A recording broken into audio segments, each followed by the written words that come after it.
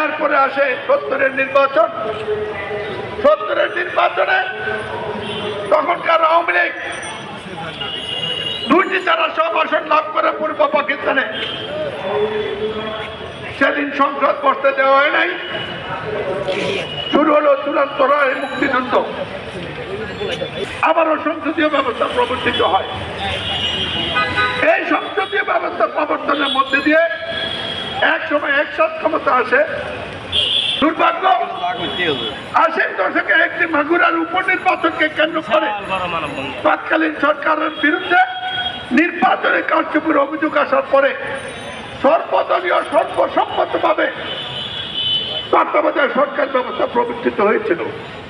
সেই তত্ত্বাবধায়ক সরকার ব্যবস্থা যার নেতৃত্বে আমরা আন্দোলন করছিলাম আওয়ামী লীগ, তারাই সেটি ষড়যন্ত্রভাবে তত্ত্বাবধায়ক ব্যবস্থা বাতিল করে